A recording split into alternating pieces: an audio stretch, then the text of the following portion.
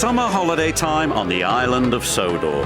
Holidaymakers come from far and wide to enjoy the beauty of the island. It's the busiest time of the year for the Fat Controller's engines. Thomas was excited. The Fat Controller had sent him to pick up a special to deliver to Dryor Airfield. "What have you got there?" tooted Percy. "A balloon," replied Thomas. "A party balloon?" asked Percy excitedly. "No," said Thomas. "This is a very special balloon." And he chuffed away. Soon, Thomas arrived at the airfield. And hot air was puffed into the balloon.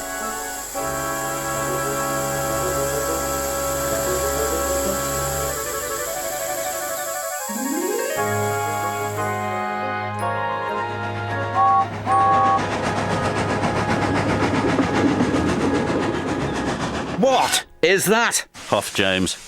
"A hot air balloon," said Thomas. "It will take holidaymakers on rides around the island." "Taking holidaymakers on rides around the island is our job," wheezed James jealously. Then, as if by magic, the hot air balloon rose silently up into the sky. "What if the hot air balloon takes our passengers away?" chuffed James. "What will happen to us then?"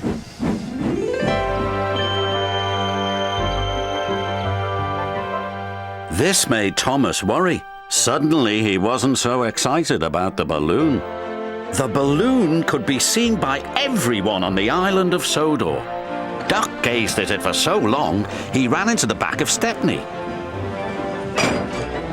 "Why, 'tis a floating basket with folk in it," said Donald. "Whatever will they dream up next?" said Douglas. James and Thomas were waiting at the level crossing. They were still worried about the hot air balloon. "If it takes our passengers away," chuffed Thomas, "there'll be no use for us engines." "Passengers should travel on trains," huffed James, "not in silly balloons." Then something big and round and red drifted straight towards them. "We're out of hot air!" shouted a voice. "Ah!" cried James. "What's happening?" Crash!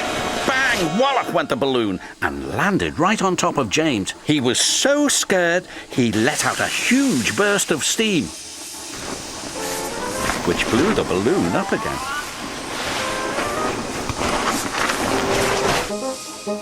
The balloon rose into the air once more. "Well done, James," called his driver. "Your hot air did the trick." "Oh, no, James," cried Thomas. "You saved the hot air balloon." "I didn't mean to," groaned James. "Now it's sure to take our passengers."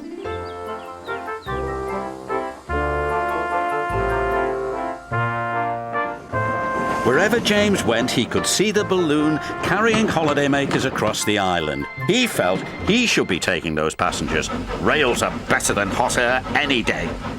James arrived back at the station. There were lots of people on the platform. The Fat Controller was waiting too. "Well done, James," he said.